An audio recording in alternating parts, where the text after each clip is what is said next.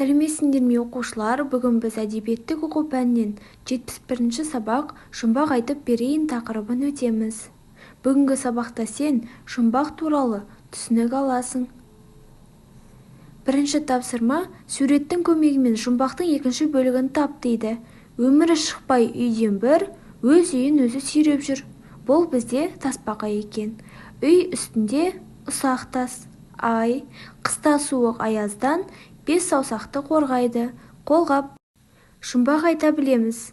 Жұмбақ дегеніміз оқушылар бір зат немесе құбылыстың тұспалдап сипатталуы. Жұмбақ бізде ұйқас сөздермен айтылады. Мысалы, бойын жерге жасырған, бұрымы бар жасылдан. Бұл не болды екен? Әрине, бұл сәбіз. Үйде бір-біріңе жұмбақ жасырасыңдар ма? Иә, жасырамыз. Жердің жүзін шарлайсың, онсыз еш жерге бармайсың. Көлікпен де жаяуда саралайсың, таңдайсың. Жол көп болса алыстайсың, мезетпен қашықтайсың. Асықсаң аз болады, табасың мұны қайсысың? Бұл сұрақтың жауабы уақыт екен.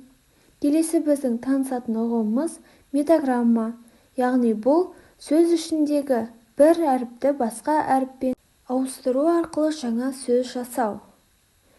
Үшінші тапсырма. Оқып, жаңа сөзді тап. Бұдан егер бастасаң, адам бола малы көп. Бұны сызып тастасаң, ойла көктің сәні деп. Бұл жұмбақтың жауабы қандай екен? Яғни, бай, ай екен. Келесі. Бұдан егер бастасаң, туысыңмын ардақты. Бұны сызып тастасаң, бола қалам салмақты. Бауыр, ауыр сөздер екен. Төртінші тапсырмада өзің білетін бір жұмбақты жаз дейді. Асты тас, үсті тас, ортасында шандыр бас. Тасбақа. Дүниеде ақаспар бек жайлаған, жанына адам барса ой байлаған. Ақастың адам білер мінезі бар, мінгесіп екі бала той тойлаған.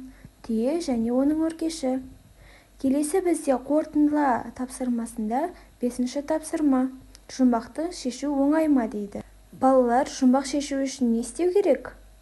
Ойлану керек, және де жұмбақтағы ұқсас сөздерді табу керек, және де мағынасын түсіну керек. Үйге балалар сендерге тапсырма, жұмбақ жаттап, жұмбақ айтысқа дайындал. Сендерге бүгінгі сабақ түсінікті болды деп ойлаймын. Қош, сау болыңдар.